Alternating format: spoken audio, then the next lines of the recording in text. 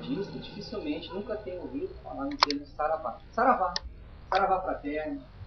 Né? Aí eu pergunto para você, sem olhar para o quadro, o que significa Saravá?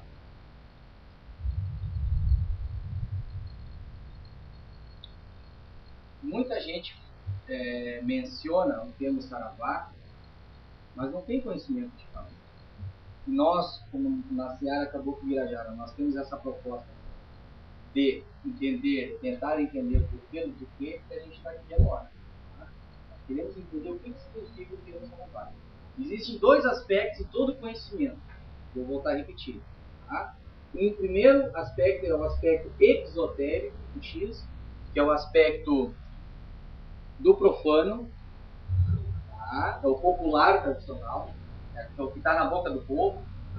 Tá? E o segundo é o aspecto esotérico com S, que são as coisas mais profundas, são as coisas que remontam mais à pureza, a busca pelo sagrado, pelo conhecimento. Tá?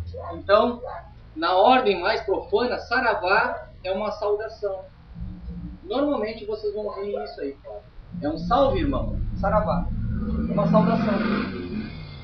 É o máximo que a gente consegue tirar, é o máximo que a gente consegue tirar do conhecimento tradicional popular. Mas eu pergunto para vocês, é só isso que significa o termo Saravá? Não. Ele tem um aspecto exotérico, um aspecto sagrado. E que aspecto sagrado do esotérico? Alguém consegue me dizer? Alguém consegue aqui me responder essa pergunta? Poucas pessoas sabem. Aí como é que tu vai buscar isso? Tem várias formas, tá? Mas a que nos chama mais atenção é através do estudo desse livro, que chama-se o Arqueômetro. Então você realizando um estudo arqueométrico, tá? Você consegue entender a parte esotérica ou interna do termo Saravá.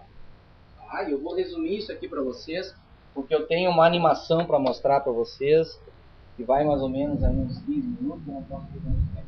Tá? Então, tirado do estudo do arqueômetro, tá? O alfabeto mais antigo do mundo, pelo menos que se tem notícia, tá? E que está mencionado em papiros, é o alfabeto adâmico, que veio lá da língua havaiana, que nós não vamos entrar aqui em questão. E segundo a Umbanda mais esotérica, a Umbanda mais iniciática, a língua havaiana foi a primeira língua do mundo. Então, o termo adâmico, alfabeto adâmico, na verdade, é uma corruptela, uma derivação dessa língua aqui. A Abayenga significa a linguagem dos deuses, a linguagem dos pais. Tá? Então, dentro do alfabeto adâmico, nós temos o seguinte, olha que interessante. Nós temos o termo Sa, o termo Ra e o termo Va, juntando da Saravá. Tá? O termo Sa, para o alfabeto adâmico, ele era mencionado com 2 pontos. Ou seja, 2 pontos simbolizavam ou significavam o termo Sa. O Ra era esse símbolo aqui, e o Va, isso aqui parecido com um E, né? Nosso, tá? Dentro do alfabeto adâmico, cada termo também tinha uma numeração. Porque eles, desde essa época, eles já estudavam numerologia. Já tinham conhecimento da numerologia. Nós estamos falando, gente, de uma raça que, segundo estudos, foi a primeira raça do mundo. A raça raiz do mundo. A primeira foi a pré-adâmica. Foi a época dos dinossauros, né, período cetáceo, tudo mais. A segunda foi a dos adâmicos, né, que teve os chamados homens das cavernas, mas teve muitos seres inteligentes que vieram em suas humanas, em suas naves espaciais e começaram a auxiliar o planeta Terra nessa evolução. Tá? Então, o Sa, a numeração era 15, o Ra, 20 e o Va, 6. O Sa, ou esses 2 pontos, ou 15, significava força e senhor. O Ra, reinar em movimento, e o Va, natureza e energia. Juntando tudo, nós podemos entender que Saravá significa a força que movimenta a natureza. Ou o senhor, ou a senhora que reina a energia, a senhora que reina a natureza. A senhora que movimenta a energia, a força que movimenta a energia ou a força que movimenta a natureza. Esse é o lado esotérico interno do termo Saravá. Então, o termo Saravá significa a força que movimenta energia. Que energia é essa? Hã? Universo. Mas que energia? Qual é o nome dessa energia? Hã? Deus. Hã? Axé. O axé fica para próximo estudo. Axé é mais complicado. Então, o saravá, na verdade, é a força que movimenta o axé. Portanto, saravá não é um termo bandístico. Não é um termo da Umbanda. A Umbanda não criou isso. Muito menos da que veio da África. Se veio da África, isso já veio muito tempo. Por que já veio muito tempo? Isso veio lá da raça dâmica.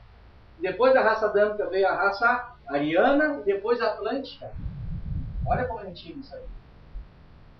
Como é que vai pensar que foi a África, o Oriente, o Ocidente, enfim, qualquer parte do mundo que criou esse termo? Não.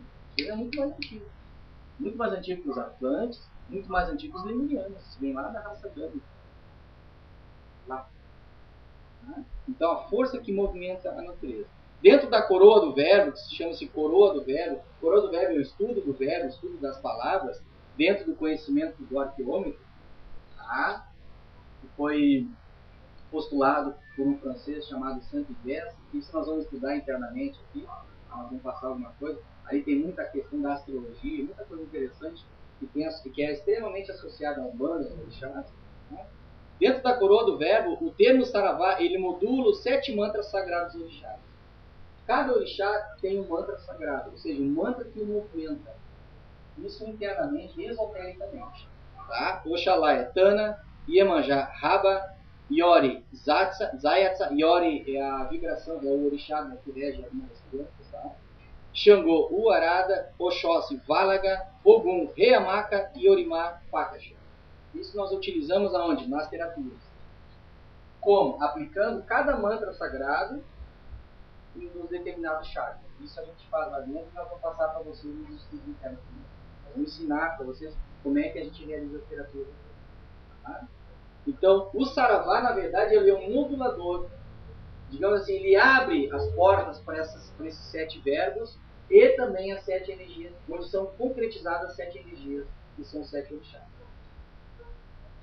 Tá? Vou passar aqui por cima para vocês, porque eu tenho para mostrar de vocês vai ser muito mais profundo para vocês verem que o termo saravá muitas vezes é profanizado, fala de maneira profana, saravá para ti, de uma maneira assim, ele tem um termo sagrado, ele tem um significado sagrado, não é uma coisa só profana, ele não é uma coisa criada pelo profano, ele é uma coisa criada é a língua dos deuses, são os nossos patriarcas, são os nossos ancestrais, que conseguiram, através da astrologia, do estudo das estrelas e pelas informações de muitos seres de inteligência que a gente não imagina, o cérebro simplesmente modula tudo isso aí.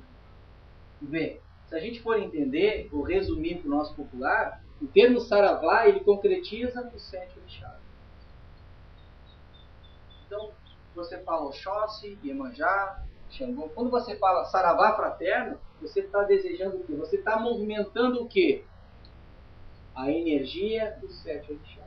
Então não precisa falar Oxalá, Xangô, energia de Xangô para ti, energia de Oxalá, saravá. Bom, ele é um modulador.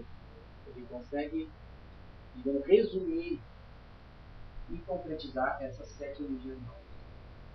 Alguém aqui já ouviu falar isso? Isso é o saravá. Infelizmente é muito profanizado, é muito ridicularizado. Então cuidado quando a gente usar uma brincadeira, na nossa brincadeira, saravá para ti. Ele é um termo sagrado. Pode ser profanizado, como uma saudação, saravá, salve irmão. Mas não é só isso. É muito mais sério do que a gente imagina. E a fonte, a origem dele, remonta a uma época que a gente não imagina que existia. A gente não imagina que existia. Tá? Alguma dúvida? Tranquilo? Então tá. Aí nós vamos estudar uma coisinha aqui chamada lei de Pemba. Na lei de Pemba, o que a gente faz? A gente pega esses símbolos, né, que é o Sa, o Vá e o Ra, e junta todos eles. A gente faz o que a gente chama de aproximação, centralização. Tá? Isso no alfabeto adâmico. Então, para os adâmicos, Essa pemba, ou essa simbologia, significava que termo? Saravá. Que nada mais é que o termo mantra concretizador dos 7 orixás básicos. Tá? Esse termo aqui. Vocês podem ver que o E se junta aqui, né? O E, esse ponto aqui se junta aqui e os dois pontos lá. Tá? Essa é a simbologia do Saravá na lei de Pemba para o alfabeto adâmico. Tá? Agora nós vamos entrar num ponto muito interessante, geometria. Olha que interessante. O símbolo geométrico do Saravá, o que a gente faz? A gente pega essas numerações e soma elas, o 15, o 20 e o 6. Quanto é que dá? Desdobra o 41, 4 mais 1? Então esse é o termo, esse é o número do termo Saravá. 5. E qual a geometria que mais se aproxima do 5? Pentagrama. Pode ser um quadrado? O quadrado é 4 pontas, né? Tem outro.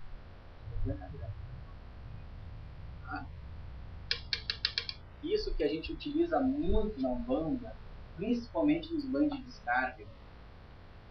Tá? Para quem já tem a nossa folhinha dos banhos, né?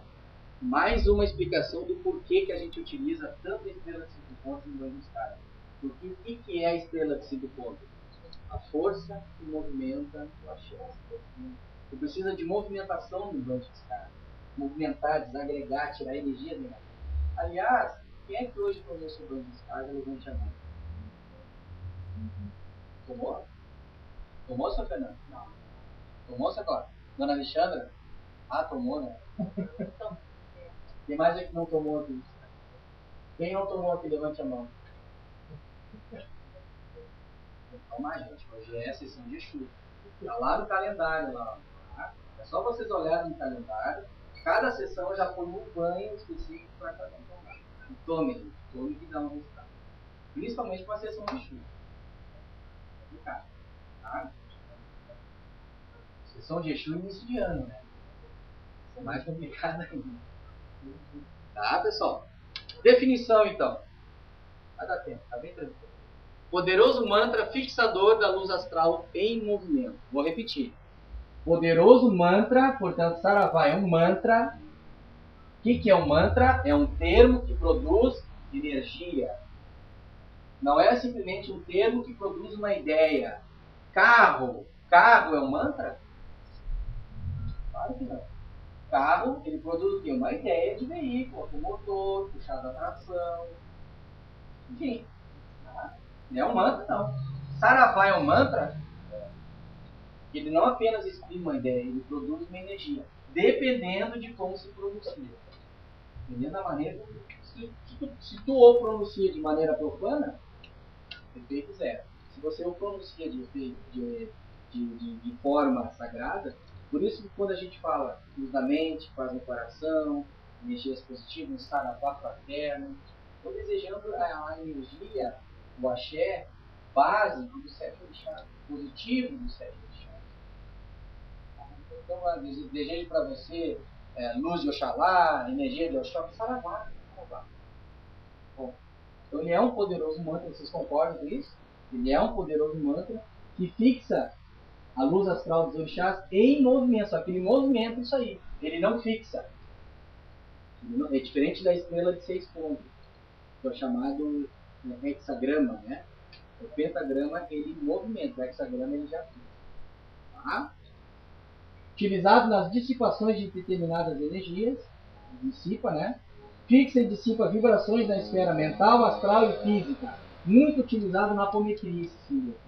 Inclusive nós temos esse símbolo na apometria chamada apometria quântica, que é o Tantrim. Tá? Que é uma estrela de 5 pontas azul. Ele funciona como limpador, desagregador e proteção, de proteção também. Ele limpa, desagrega, protege, ele movimenta. É um símbolo que dificilmente ele fica parado, ele está sempre se movimentando. Tá? Bom, e o interessante é mental, astral e físico. Mental, astral e físico. Então ele pega os 3 planos. Aí eu pergunto para vocês o porquê. É claro, se o orixá, o que eu já disse para vocês? Se o orixá, se os orixás, eles estruturam todo o universo, é claro que eles estão contidos em cada plano. Plano físico, plano etérico, plano astral, plano mental. E esse termo saravá, como ele é um modulador dessas 7 vibrações, ele alcança também. Tá? Ele tem esse poder de alcance. Tá bom, pessoal? Alguém ficou com alguma dúvida, alguma coisa? Então, esse é o termo saravá. Tá? A sua geometria sagrada é o pentagrama, é o 5. Nós vimos aqui porque você faz um somatório dessa numerologia, dá o 5. Tá? E a geometria que mais se aproxima do termo saravá é o pentagrama. Agora eu vou colocar uma coisa aqui para vocês muito interessante.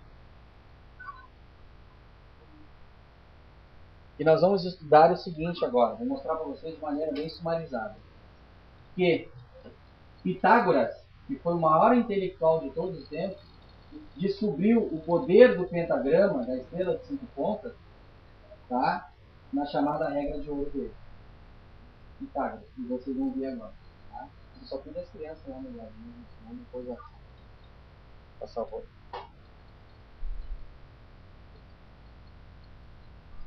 A mamãe não vai gostar.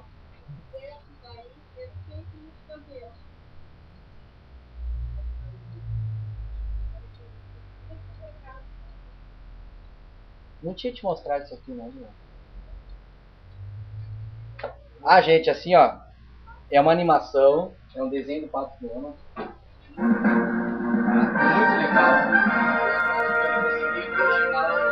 Então eu peguei esse vídeo, é uma animação que vocês vão ver em que se desdobra esse pentagrama. O que é o pentagrama?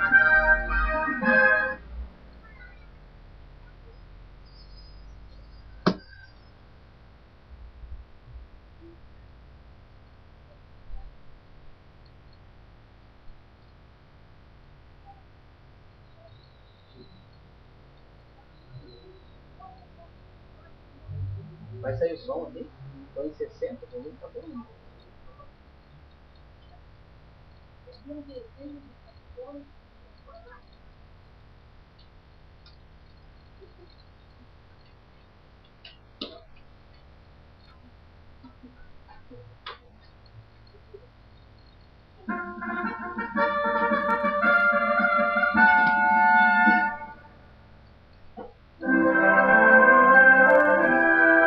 Prestem bem atenção. Donald no país da matemática. Matemática. Dublagem FC São Paulo.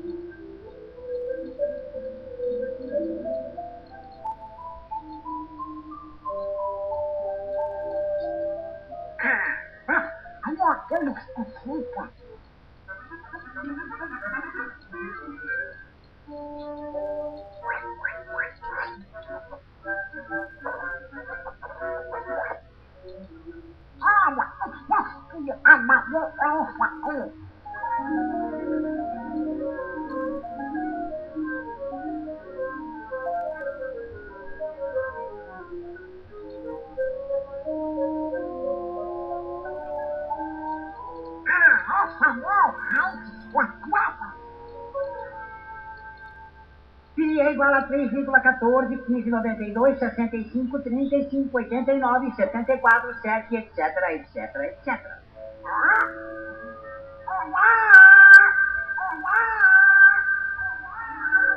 Olá, Donald.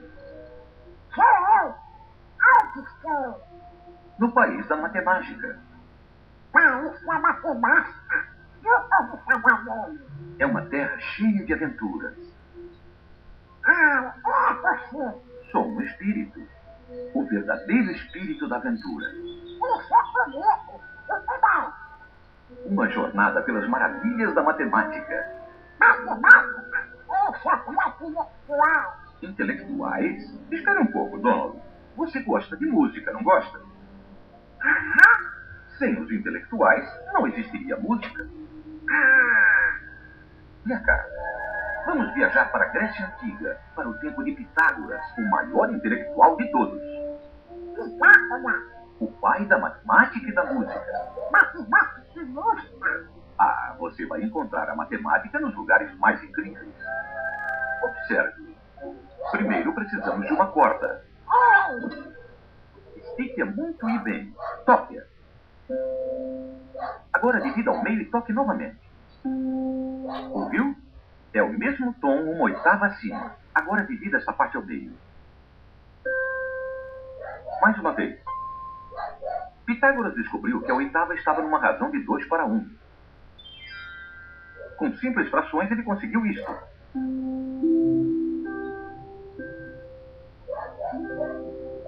E a partir dessa harmonia e desses números elaborou a escala musical que é usada até hoje.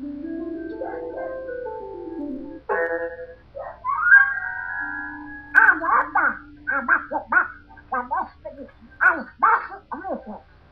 Imagine só a empolgação de Pitágoras quando comunicou sua descoberta aos amigos, uma fraternidade de intelectuais conhecidos como pitagóricos. Eles se reuniam secretamente para discutir suas descobertas matemáticas. Só os membros podiam entrar nas reuniões. Todos usavam um emblema secreto, o pentagrama. Vamos ver qual é o assunto de hoje.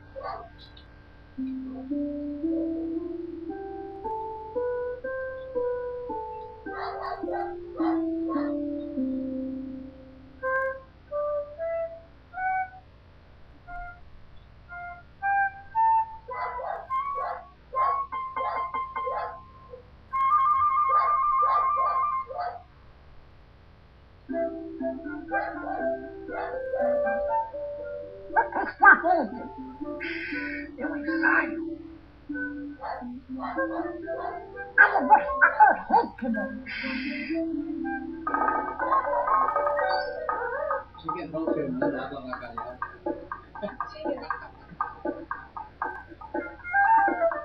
Tinha que entrar um tambor pra estragar o menino.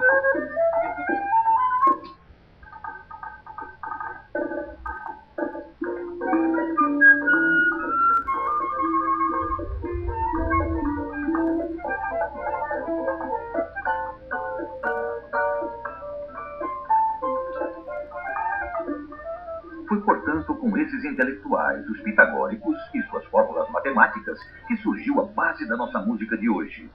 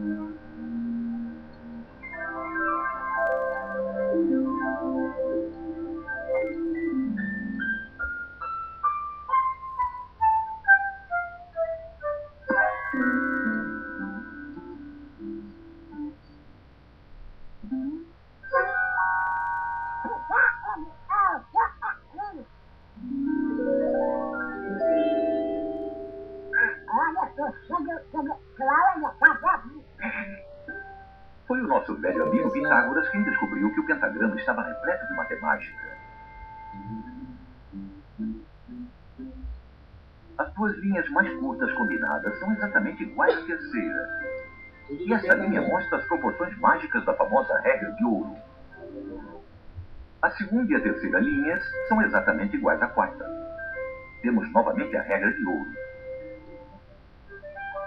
Mas isto é só o começo. Escondido dentro do pentagrama está o segredo da criação do retângulo de ouro, que os gregos admiram por suas proporções belas e por suas qualidades mágicas. A estrela contém o retângulo de ouro muitas vezes. Movimentação do pentagrama.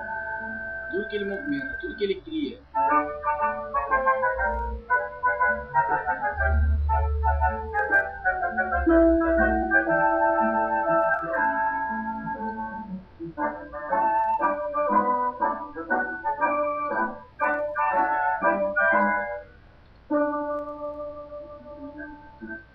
É uma forma fantástica. Ela pode se reproduzir matematicamente infinitas vezes.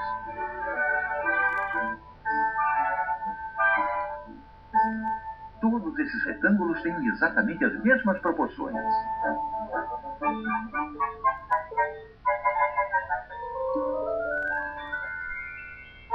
Esta figura também contém uma espiral mágica que repete as proporções da regra de ouro ao infinito.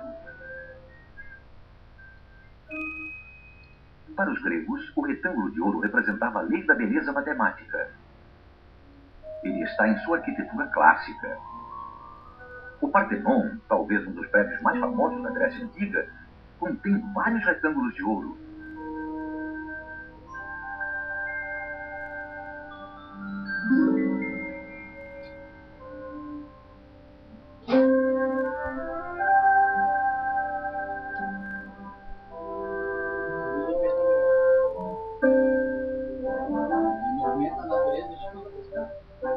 Engenharia, ciência.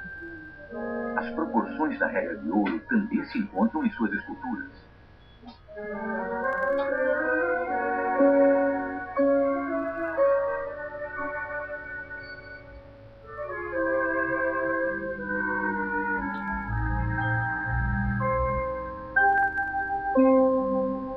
Nos séculos seguintes, o retângulo de ouro dominou o conceito de beleza na arquitetura em todo o mundo ocidental.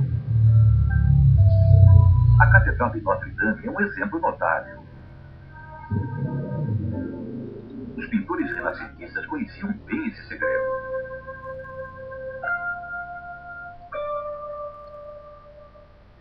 Hoje em dia, o retângulo de ouro faz parte do nosso mundo moderno.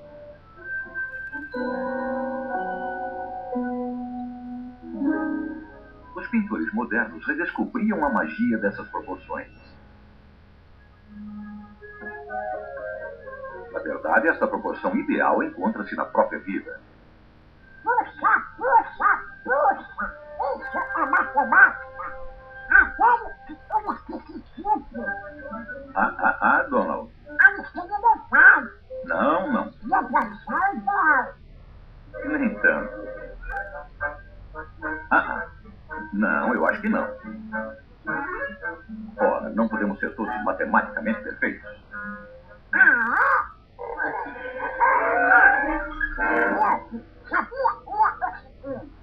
Agora que você está embutido no pentágono, vamos ver como a natureza usa esta mesma forma matemática. A petúnia. O jasmim estrela. A estrela do mar.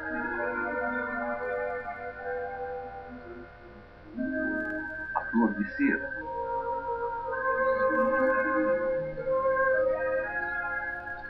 Existem literalmente milhares de membros de destaque na sociedade pitagórica da estrela na natureza.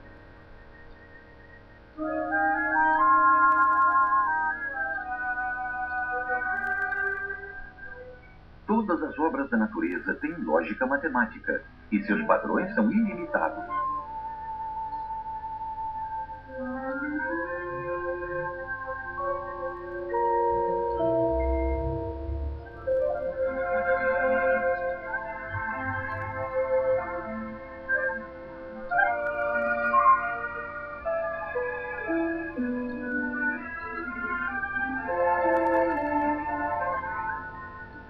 encontramos as proporções mágicas da regra de ouro nas espirais dos desenhos da natureza.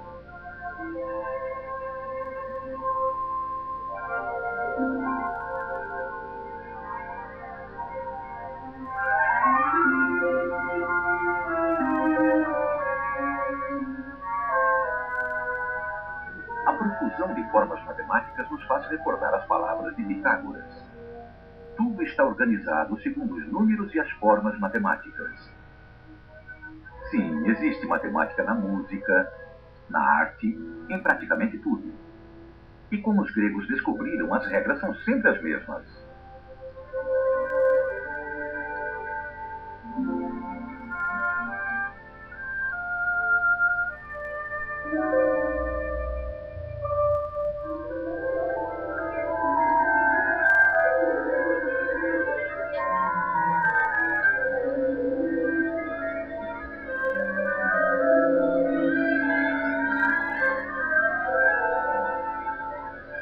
E então, Donald, você gostou da nossa viagem pela geometria?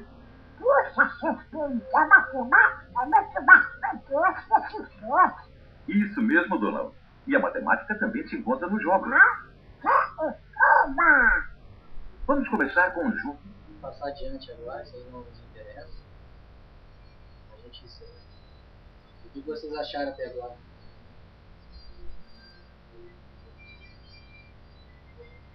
Regra de ouro, né?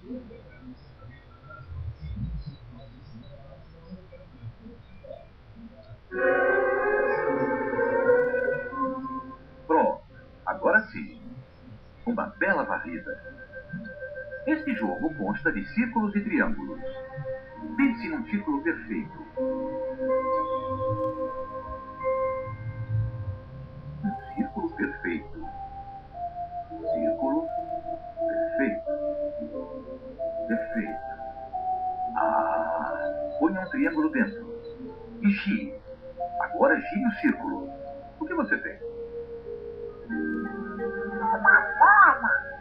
Sim, uma esfera. É a mente que descobre primeiro a forma das coisas.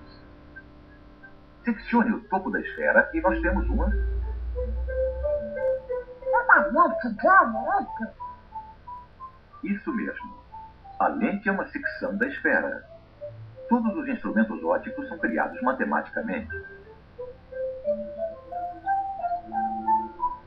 Está vendo? A matemática é muito mais do que apenas números e equações. Vamos voltar ao nosso círculo com um triângulo. Olhe, e nós temos uma. Uma rosa.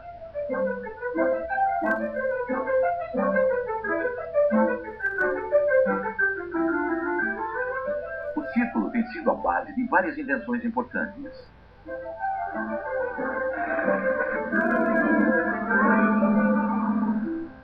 A mente é capaz de criar as coisas mais fantásticas.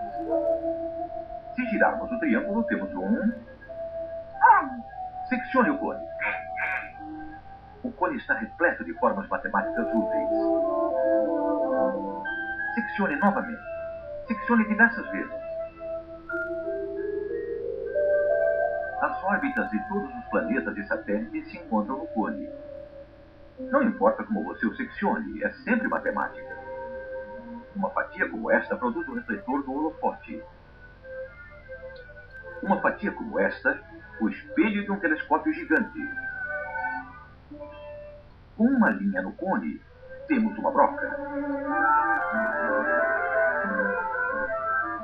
E uma mola.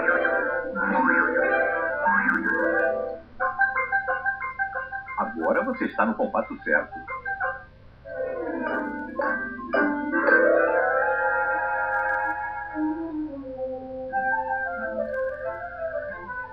Número, por favor.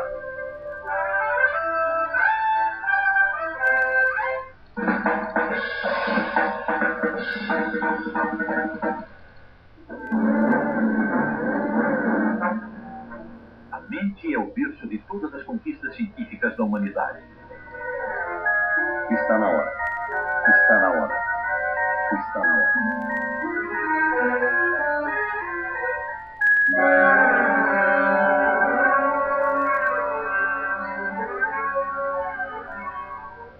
mente não conhece limites quando bem utilizada. Pense num pentagrama, Donald. Agora ponha outro dentro dele, um terceiro e um quarto.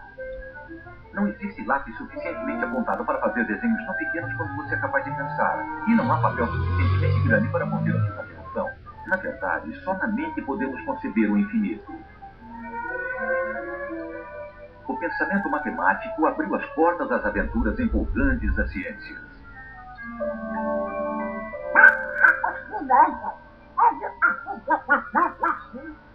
Cada descoberta conduz a muitas outras.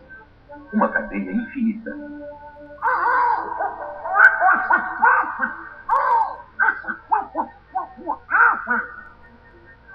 É claro que estão trancadas. Essas são as portas do futuro. E a chave é... certo. Matemática. Os tesouros sem fronteiras das ciências estão trancados atrás daquelas portas. Na hora certa, elas serão abertas pelas mentes curiosas e questionadoras das gerações futuras. Nas palavras de Galileu, matemática é o alfabeto com o qual Deus escreveu o universo.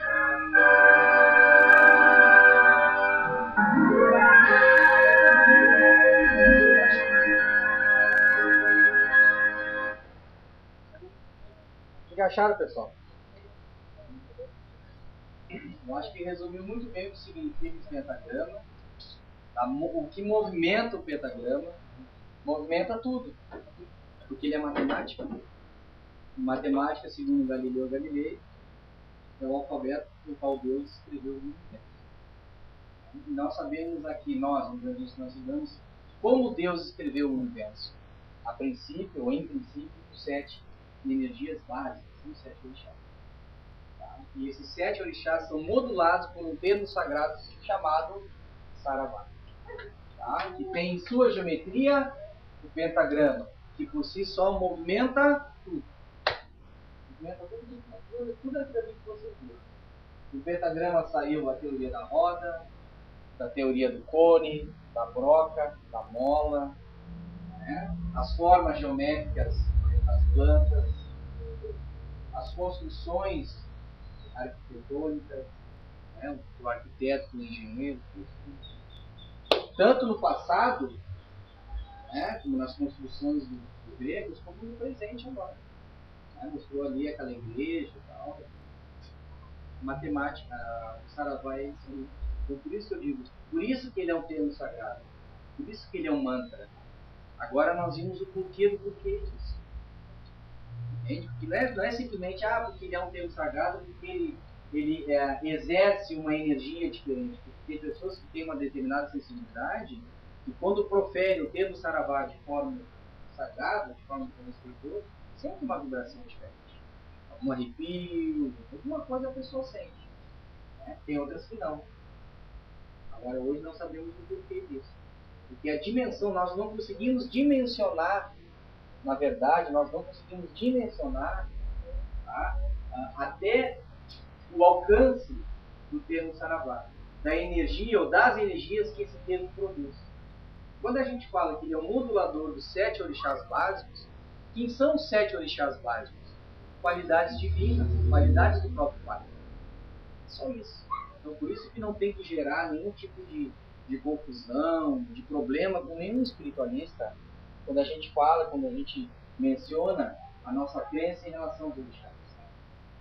Quando a gente diz o seguinte, que um orixá, que um umbandista, ele é monoteísta, você sabe o que é monoteísta? É aquele que acredita no Deus único. Quando a gente diz que o umbandista ele também é politeísta, você sabe o que é politeísta? É aquele ser que acredita em vários deuses. Nós acreditamos. E panteísta, você sabe o que é panteísta? Deus está em tudo. Tudo é Deus. Deus não é um ser que está num local do universo esperando que a gente faça. Ele está em tudo. Quando eu digo para vocês que um umbandista é politeísta, porque um umbandista acredita nos orixás. Mas não que os orixás sejam divindades à parte do Deus. Não, é o próprio Pai só que subdividido em 7. Então, de uma certa forma, um umbandista acredita no Deus único, monoteísta, é politeísta e é panteísta. Por isso que eu digo, nós somos Deus. budista é diferente. Não é melhor, nem especial. Ele é diferente. Por isso que ele traz essa carga mais pesada em seu cargo. Porque podemos dizer que por ser uma religião universalista e convergente, como disse Ramatiz, que nós, na verdade, de uma certa forma, nós carregamos o peso de todas as outras religiões. Isso é uma coisa que é fato, que acontece. Eu cheguei a mencionar aqui, eu não sei se eu falei para todos, no meu entendimento, na minha ótica, na minha visão, o estudo mais importante, não o melhor, mas o mais importante no ano passado foi o estudo sobre o bloco umbandização, onde muitos não entenderam nada. Como eu falei, umbandização. Ah, mas como é que se processa a umbandização, por exemplo, numa casa espírita? Numa casa espírita, a atuação de entidades que são respeitadas, são reconhecidas na Umbanda e que atuam lá. Muitas vezes segurando o rojão. Porque a Umbanda, um umbandista, ele tem essa característica. Segurando o rojão como? Lá tem Exu trabalhando, lá tem Preto trabalhando.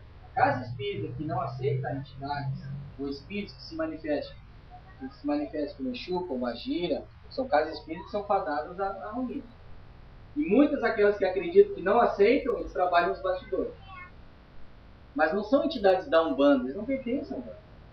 São entidades do Cristo. Só que a Umbanda é uma religião que reconheceu a atividade desse ser. Por isso na Umbanda tu vê entidades que se manifestam, espíritos se manifestam dessa forma. A Umbanda é uma religião que simplesmente reconheceu isso. Ela não criou a Pombagira, ela não criou o Exu, ela não criou o Caboclo. Ela reconheceu a atividade, a movimentação disso. Então a Umbanda é o verdadeiro coração de mãe de todas as religiões. Isso chama-se... Que abrange, protege e respeita a todos. Isso chama-se umbandização. Não é tornar as religiões Umbanda. Isso que eu não entendi nada. Quer falar umbanização? Já quer transformar a espírito Umbanda? Não é isso. Umbanização, a Umbanda é uma religião de suporte. Ela dá o suporte para todas as outras. Que é assim. Porque se você acha que uma religião ela se sustenta só no mentalismo, você está enganado. O que é o mentalismo? A intelectualidade, é só o estudo. Aquela religião que não trabalha, que não tem mediunidade, é só estudo, só estudos. Tem muitos aí fora. Não só estuda, mas e como é que vai ter a constatação daquilo que está estudando, se é verdade ou não, se não sentir e não se a prática? Eu digo mais. Na atual conjuntura planetária, 2/3 da humanidade sendo fadados no mundo. Você sabe o que é 2/3? Nós somos hoje, entre encarnados e desencarnados, 28 bilhões, 30 bilhões de seres, 6 ou 7 encarnados e 21 desencarnados. 2/3 de tudo isso está fadado ao exílio. 2/3 é 70%, aproximadamente. Como é que uma religião vai conseguir resgatar esses 2/3 só com a intelectualidade? Como é que você resgata uma maneira? Como é que você resgata?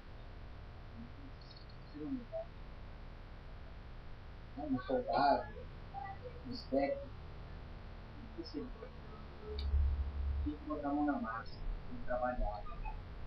Muitas vezes tem que reter esses seres malignos para que eles possam ter um tempo para se equilibrar, para poder raciocinar sobre o que eles têm que fazer.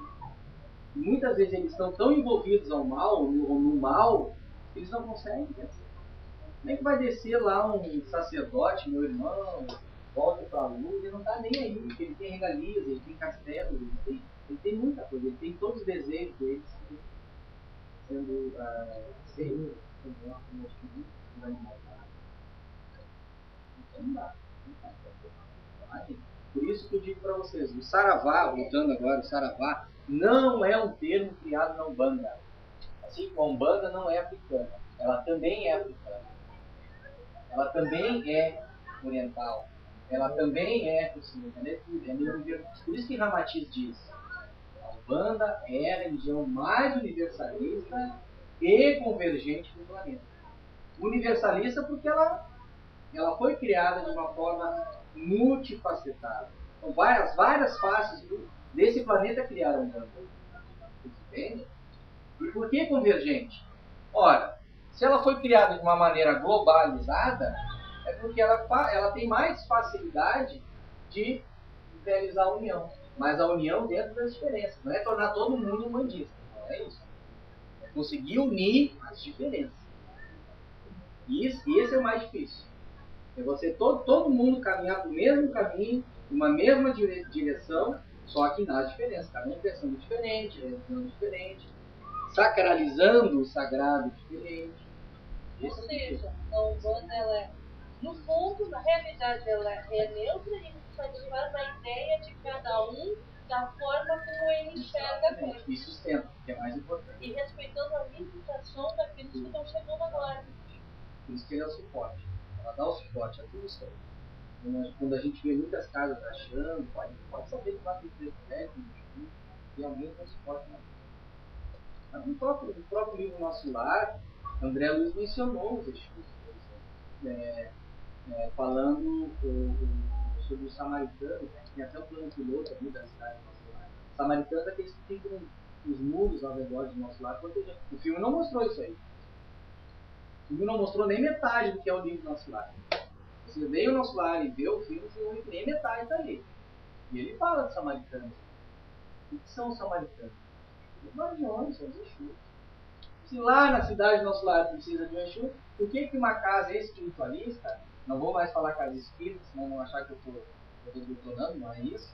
Por que uma casa espiritualista não vão ter um Exu? E os Exus pertencem à Umbanda? Eles são da Umbanda? Eles estão na Umbanda. Tá? Eles estão na Umbanda. Porque a Umbanda é uma religião que aceitou isso. Né? Cujo, infelizmente, outras religiões rechaçaram. Cada forma de manifestação. Não, só se manifesta de uma forma. A Umbanda não. A Umbanda é todas as formas que se manifestam. E o mais interessante é que na Umbanda nós temos várias escolas, várias casas de Umbanda que têm o seu ritual muito diferente do outro. Isso é a diferença. Porque a Umbanda já é uma religião que por si só já ensina a diferença. Já por ter casas diferentes uma da outra. Ela não federaliza as casas. Infelizmente é o erro de uma doutrina espiritualista que a gente está tentando federar. Todo mundo trabalhando da mesma forma, igual, não pode isso, não pode aquilo, isso não existe. A única coisa que é lei na Umbanda, o trabalho tem que ser voltado para isso. Tem que ser voltado para isso. Tem que ser caridoso, não pode ter matança, não pode fazer despacho em cruzilhada, não tem esse negócio de cemitério fazer trabalho, não tem. E outra coisa, o umbandista tem que entender que 90% do trabalho se processa no astral. 10% é na gira. 90% é no astral. Entendeu? Não adianta. Não adianta pensar que aqui vai fazer, vai acontecer. Não adianta, não é assim que funciona. Aqui você faz simplesmente 10% do todo. 90% é quando você deita a cabeça no seu travesseiro, você se desdobra e aí o bicho pega. É assim. Se você teve tantos sonhos, sonhe com isso, sonhe com aquilo, às vezes sonhos claros, às vezes sonhos desconexos, sonhe com aquilo, sonhe com aquele outro. Às vezes você tem um desdobramento, faz e quando você volta ao corpo, o que faz a explicar isso? Te mostra uma outra imagem que você tem que associar assim, com tudo que aconteceu. Não te dão claramente, você fica no inconsciente ou no subconsciente. Tá, gente? Então, Saravá é isso aí. Um termo sagrado, ele é a força que movimenta a natureza. E pela regra de ouro de Pitágoras, nós podemos constatar cientificamente, pela animação que foi mostrada para vocês, que ele movimenta realmente a natureza de quê? De todas as formas. O que é natureza? Não é só o pior. Movimenta tudo. Ele, na verdade, é um termo sagrado que inspirou arquitetos, engenheiros, matemática. A matemática é uma ciência divina, é uma ciência de Deus. Tá? Alguma dúvida, alguma coisa? Isso aí, então tá. Saravá Platena a todos. Muito axé, tá? E no próximo ponto, próximo sábado, nós vamos falar sobre axé. Tá? Vou tentar resumir, porque é um tema realmente bastante utilizado. Vou mostrar os dois lados para vocês. O profano, o axé. O axé profano simplesmente é energia, né? Uns eu nem sei o que significa. O axé. Cobrar o axézinho. Cobrar o axé é dinheiro, o axé é trabalho, axé é mensalidade, né? E nós vamos estudar também o termo sagrado do axé, que aí vocês vão ver que realmente o axé é algo muito mais profundo, muito mais muito mais interessante do que nos ensina o lado profano da fé. Tá bom, pessoal? Prova fraterna e cachê. Sim, sim. Vamos pro nosso intervalo, 6h30 a gente retorna, tá? Sabe em que ano foi produzido